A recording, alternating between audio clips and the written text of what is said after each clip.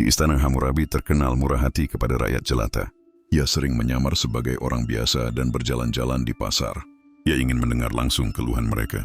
Dari sinilah ia menyusun sebagian hukum yang kemudian diukir pada batu berdasarkan kehidupan nyata, bukan hanya tafsir para imam. PABV, musim-musim perang, masa pemerintahannya bukan tanpa perang. Di tahun-tahun setelah 1780 sebelum Masehi, setelah stabilitas dicapai di Babylon, Hammurabi menghadapi tantangan dari kerajaan Larsa yang dipimpin oleh Raja Rimsin. Larsa menguasai sumber air utama dan mengancam ladang-ladang Babilonia di selatan.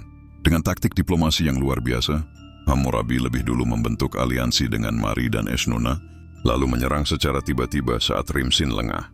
Dalam waktu singkat, Larsa takluk dan seluruh Mesopotamia Selatan berada di bawah panji Babilonia. Namun kemenangan itu bukanlah pesta. Hammurabi memerintahkan pasukannya untuk tidak membakar kuil atau menjarah rakyat. Ia berkata kepada jenderalnya, "Perang adalah kebutuhan, bukan kebanggaan. Bila kita menang, kita harus memerintah dengan hati, bukan dengan cambuk." Beberapa tahun kemudian, saat Mari sendiri berusaha lepas dari pengaruh Babylon, Hammurabi tak segan mengirim pasukan untuk menghancurkan istananya. Itu menjadi salah satu keputusan yang paling menyakitkan sebenarnya. Namun menurutnya perlu, demi ketertiban. Bab 7, Hujan di Padang.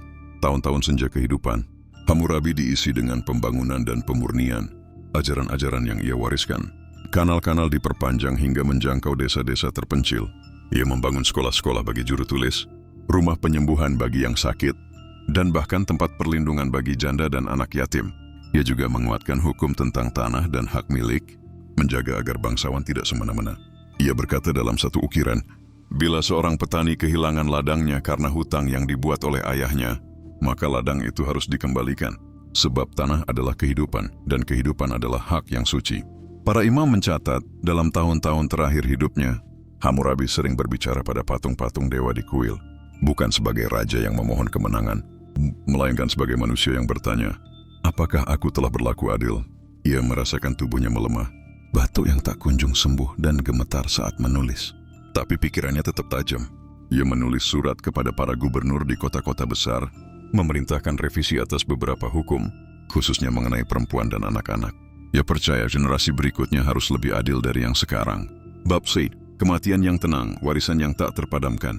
Pada tahun 1750 sebelum Masehi, di usia yang diperkirakan mencapai lebih dari 70 tahun, usia lanjut pada masa itu, Hammurabi merasakan ajalnya mendekat. Ia memanggil putranya, Samsu Iluna, dan menyerahkan segel kerajaan.